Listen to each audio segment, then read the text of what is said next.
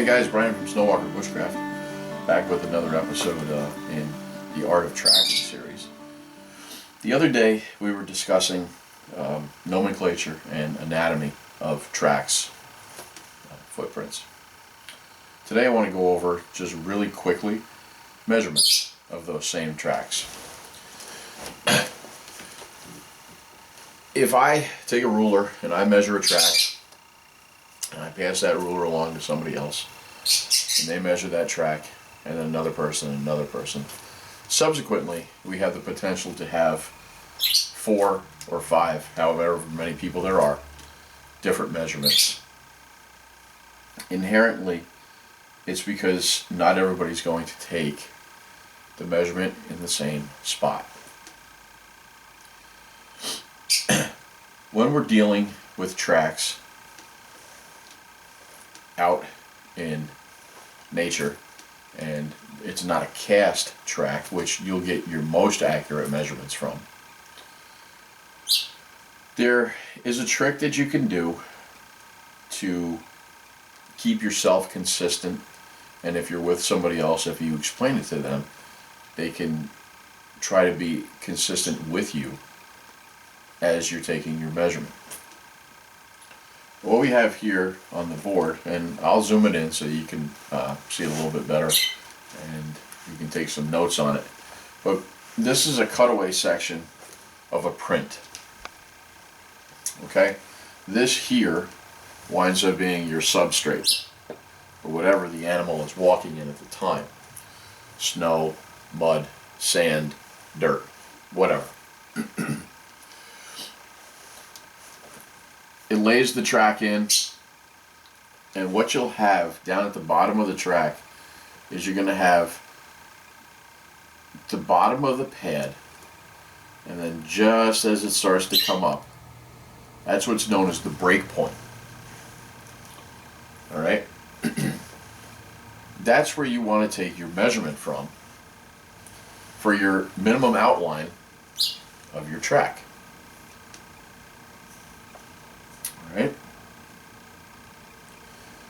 I'm going to show that to you on a track that I cast.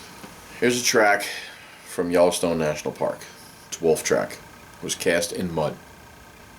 If you look at it sideways, you can see that he went very deep into the mud. A little bit of slippage as well.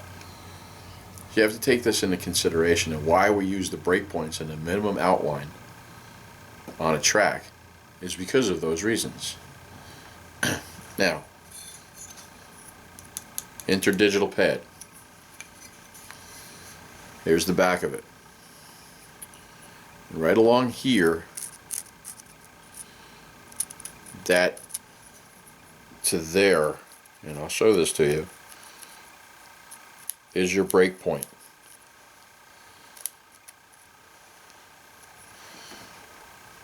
I don't know if you can see this or not.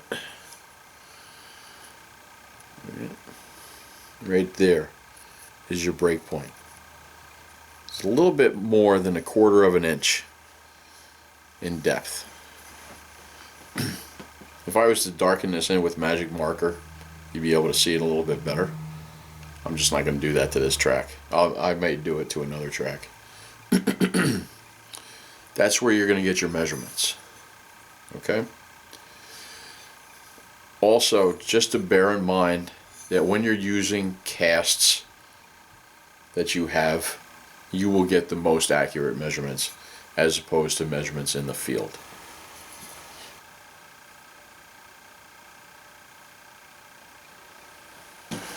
Okay, now let's talk about the measurements in our track. A lot of these measurements are very difficult to obtain when you're in the field, and that's why it's a good idea to start thinking about maybe taking a casting kit with you to preserve the track that you have and bring it back and use it so that you can study and you can actually see the movement in the foot, and then you can get accurate measurements from it as well. When you're in the field, most of the time you want to concern yourself with the length and the width. Alright? And we'll go over these measurements now as we have them. So again, we have our total length, Alright, and then our width.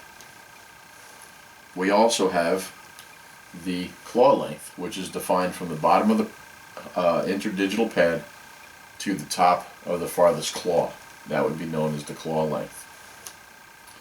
Then we have the length of the track itself, omitting the proximal pad, which is from the bottom of the interdigital pad to the top of the farthest toe pad. Going with claws, we also have an inside claw length. That would be from the bottom of the claw to the top of the associated toe pad. Then for the interdigital pad itself, that alone has a width and a length as well. Okay? Again, bear in mind, you'll get those other cursitory measurements from having tracks. Okay? From having casts of those tracks. So, again, a good idea, maybe start thinking about a small casting kit that you can bring with you to help you in your studies. Really quick video on the measurements of tracks. I wanted it to be that way, and I want to try to continue to keep the videos at a quick pace and to give you the needed information but not to drag it along. So next video that we're going to be doing is we're going to start to discuss gates and trails, and then we'll go into measurements of those as well. And then we'll continue rolling right along. So, this is Brian from Snowwalker Bushcraft. I thank you for your views and your comments. And until the next one, walk the woods.